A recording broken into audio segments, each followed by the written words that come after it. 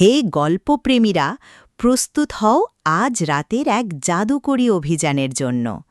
প্রতি সন্ধ্যায় ছোট্ট নিকো আকাশের দিকে তাকিয়ে দেখত সুন্দর লণ্ঠনগুলো ভেসে দূরে চলে যাচ্ছে। কিন্তু এক বিশেষ রাতে অবিশ্বাস্য কিছু ঘটল।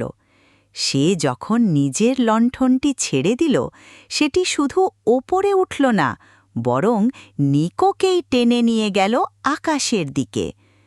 ক্রমে ক্রমে সে ভেসে উঠল চাঁদ আর তারাদের পাশ কাটিয়ে, যতক্ষণ না পৌঁছে গেল উজ্জ্বল মেঘ দিয়ে গড়া এক শ্বাসরুদ্ধকর নগরে, যেখানে ঝলমলে উড়ন্ত মাছ উড়ে বেড়ায়। সেখানে তার দেখা হল সুশোভিত রাজকুমারী লুমার সঙ্গে, যার মুখে গভীর উদ্বেগ। আমাদের লণ্ঠনগুলো ম্লান হয়ে যাচ্ছে, সে দীর্ঘশ্বাস ফেলল। দেব পাখি ফায়ারবার্ড আমাদের শিখাটি নিয়ে গেছে। সাহায্য করতে দৃঢ় প্রতিজ্ঞ নিকো সাহস নিয়ে এক মহিমান্বিত মেঘ ঘোড়ায় চড়ে ছুটে চলল আকাশগঙ্গা জুড়ে। সে খুঁজে পেল ফায়ারবার্ডকে, ঝলসে ওঠা আলোর তৈরি এক অসাধারণ প্রাণী, আর বিনয় বলল, অনুগ্রহ করে তুমি কি তোমার আগুনের একটু অংশ ভাগ করে দেবে? সবাই তার অপূর্ব আভাকে খুব মিস করছে।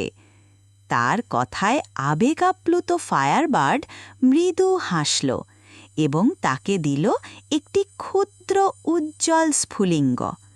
নিকো ফিরে আসতেই সেই স্ফুলিঙ্গে প্রতিটি লণ্ঠন জ্বলে উঠল, আর পুরো আকাশনগর আগের যে কোনো সময়ের চেয়ে উজ্জ্বল হয়ে জ্বলে উঠল।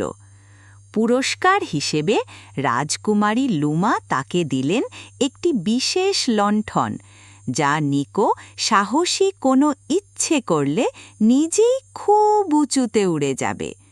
যদি এই জাদুকরী গল্পটি তোমার ভালো লেগে থাকে এবং আরও শুনতে চাও, তবে আমাদের ইউটিউব চ্যানেলের সাবস্ক্রাইব বাটনটি টিপতে ভুলবে না এবং আরও অভিযানের জন্য ফেসবুকে ফলো করো। আবার দেখা হবে।